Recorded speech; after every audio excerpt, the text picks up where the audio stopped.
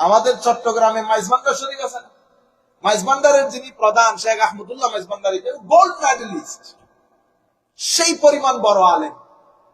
আর এদের একটা বড় বিষয় হচ্ছে অসম্ভব সুন্দর। এদের আওলাদ বাংলাদেশের যে কোনো প্রান্তে আপনি দেখবেন, শুধু চেহারা দেখে বলতে পারবেন এগুলো মাইজভান্ডারের আওলাদ।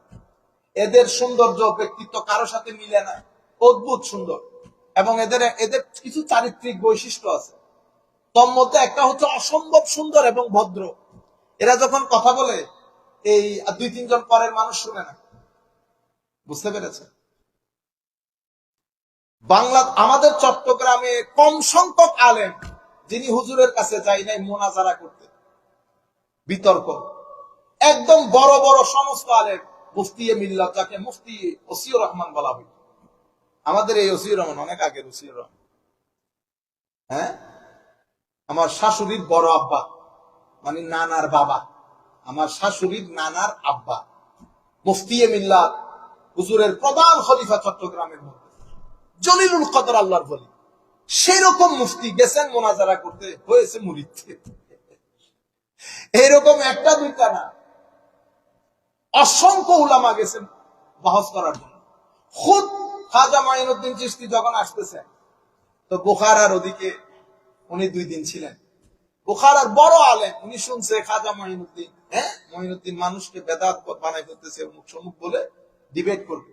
তো হুজুরের সাথে যারা ছিলেন তারা বলতেছেন, হুজুর অমুক আলেম আসতে চাচ্ছে, আপনার সাথে কথা বলতে চাচ্ছে, উনি তো খুব রেগে আছে।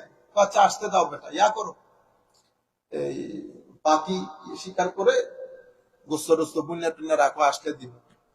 আসছে শান শৌকত নিয়ে, বৈশা বলতেছে, মঈনুদ্দিন আপনি এগুলা কি শুরু করে দিচ্ছেন, মানুষকে বেদাতি বানাই দিতেছেন।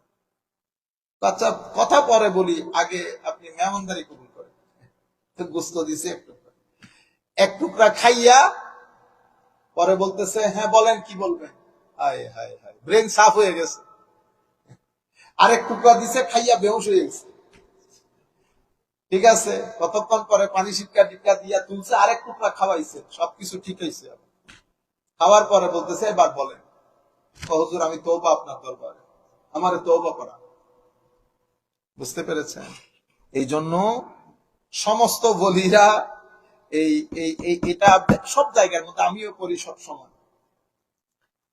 এক জামানা সোহবতে বা আউলিয়া বেহতারা সালে তাআত বেরিয়া, আল্লাহর ওলিদের সংস্পর্শে মুহূর্তের জন্য বসা 1000 বছর বেরিয়া ইবাদত থেকে উত্তম। এগুলো আমরা প্রথমে বুঝতাম না, পরে আসলে হক। আল্লাহর ওলিদের দরবারে গিয়ে আপনার নফস যেভাবে পরিষ্কার হয়ে যায়, সেটা আপনি সারা জিন্দেগি করলেও তো 30 বছর ফরজ নামাজ পড়ে মিথ্যা ছাড়তে পারি নাই, তবিয়ত পরিবর্তন হয় নাই। এই তবিয়ত পরিবর্তন হয় আল্লাহর ওলিদের দরবারে গেলে, ওদের সোহবতে বসলে, ওনাদের নজর পড়লে। কারণ এরা ডিভাইন নূর নিয়ে চলে, এই নূর মানুষকে ওয়াশ করে, এভরিথিং ওয়াশ আওয়ে। আচ্ছা।